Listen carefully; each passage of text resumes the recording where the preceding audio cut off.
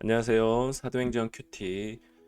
이번에는 6장부터 10장까지 제가 요약을 좀 하도록 하겠습니다. 지난 한 주 제가 몸이 좀 안 좋아가지고 영상을 업로드하지 못했는데 이번에 진도에 맞춰서 6장부터 10장까지 하고 또 내일부터는 또 순서에 맞게 계속해서 진행하도록 하겠습니다. 짧게 핵심적인 부분만 좀 요약하면서 진행하기를 원하는데요. 제목을 모든 백성을 위한 그리스도의 복음이라고 지어봤습니다. 사도행전 6장부터 10장까지 쭉 보면 먼저 7명의 집사를 따로 세우게 되는 장면이 사도행전 6장부터 나옵니다. 그런데 이렇게 되는 사건이 벌어지는데 헬라파 유대인들에게 구제금이 제대로 지급되지 않는 상황이 벌어지게 됩니다. 그러다 보니까 자연스럽게 사람들이 왜 우리는 이렇게 취급이 제대로 안 되지, 이거를 파벌의 문제, 뭐 헬라파, 뭐 아니면 히브리파 이런 식으로 좀 확산되려고 하는 분위기가 발생했습니다. 그리고 이것들을 통해 무엇이 드러났냐? 사도들이 기도하는 일과 말씀 사역을 제대로 못하는 것이 드러나게 되죠. 이런 일들 때문에 이 문제를 해결해 나가는 장면들이 계속해서 나오는데, 먼저 사도들은 자기들의 문제를 인정합니다. 그리고 책임을 전가하지 않고 오히려 비주류 헬라파 사람들을 책임자로 세우게 되는 그런 일이 벌어집니다. 권한과 책임을 위임하죠. 그리고 그들이 어떤 것이 정말 중요한가 우선순위를 조정하고 그들은 말씀과 그리고 기도하는 일에 집중하기로 그들은 결정을 하게 됩니다. 그 결과를 사도행전은 어떻게 이야기하냐? 6장 7절을 보면 하나님의 말씀이 점점 왕성하여 예루살렘에 있는 제자의 수가 더 심히 많아졌다. 그리고 허다한 제사장의 무리도 도에 복종하니라.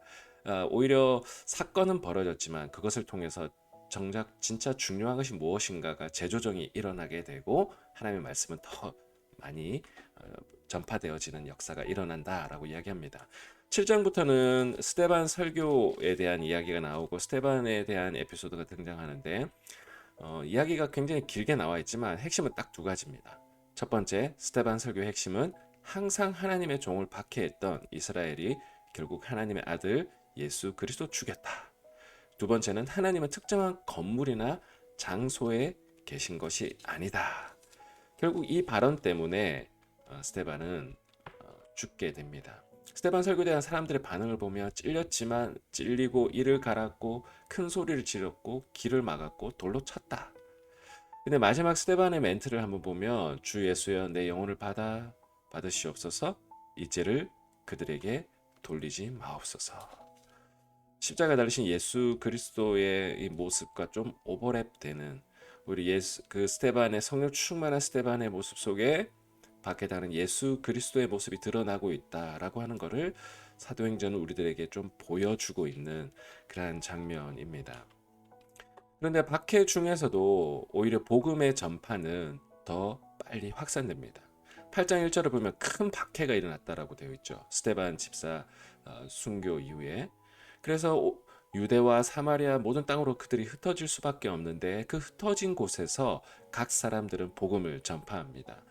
에디오피아 내시에게도 복음이 전파되는 장면이 8장에 등장하게 되고, 이제 9장부터 그 유명한 사울이 바울이 되는 회개하는 역사가 9장에 등장합니다.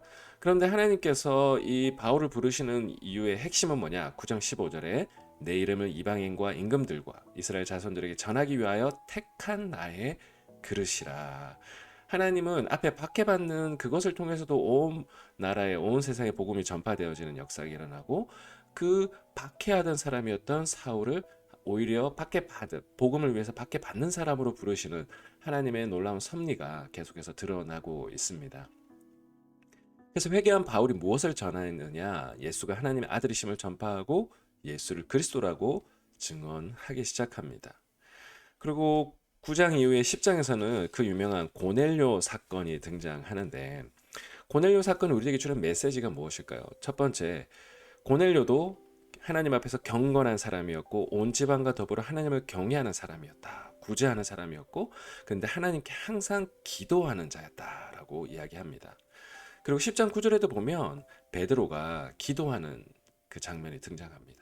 기도하는 고넬료 이방인, 기도하는 베드로, 유대인. 이 둘을 하나님께서 연결해 주고 있습니다. 기도하는 중에 더 크신 하나님의 계획으로 나아가게 되는 장면들. 그러면서 베드로는 이 고넬료 사건을 통해 예수의 죽음과 부활이 모든 백성을 위한 것임을 깨닫게 됩니다. 그는 예수 그리스도를 믿었지만 이 예수 그리스도의 죽음과 부활이 유대인들을 위한 것이라고 그때까지만 해도 그렇게 그 정도로만 생각했습니다. 그러나 이방인의 사도로 부르는 그 바울의 사건을 통해서도, 그리고 고넬료의 사건을 통해서 베드로에게도 하나님은 모든 백성들을 위한 그리스도의 복음이라는 것을 계속해서 보여주고 있고, 사도행전은 그것을 우리들에게 집중해서 보여주고 있습니다. 성령이 말씀을 듣는 모든 이에게 내리고 세례받는 역사까지도 이 고넬료의 사건에 등장합니다.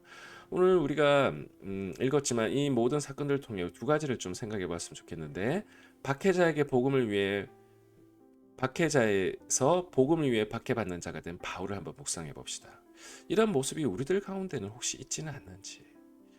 두 번째로 고넬료 집안의 사건을 묵상하면서 자신의 한계 안에 있었던 베드로가 자신의 한계를 넘어서는 사건, 그리고 혹시 이러한 것들이 우리의 신앙생활 가운데는 있지는 않는지, 그리고 또 지금 하나님이 나에게 넘기를 원하는 그런 신앙의 영역이 있지는 않는지, 우리가 한번 하나님 앞에서 묵상해 보시면서 우리 하나님의 복음에 우리가 오히려 그 방해되는 자들이 아니라 고넬료의 사건을 통해 깨졌던 베드로처럼, 박해했던 그 바울이 깨져서 이방인을 향한 택한 나의 그릇이라고 이렇게 변화되어지는 모습을 볼 때, 오늘 우리들에게도 변화되기를 원하시는 영역은 하나님 있지는 않습니까? 오늘 하나님 앞에 기도의 자리로 나가시는 저와 여러분 되시길 주님의 이름으로 축복합니다.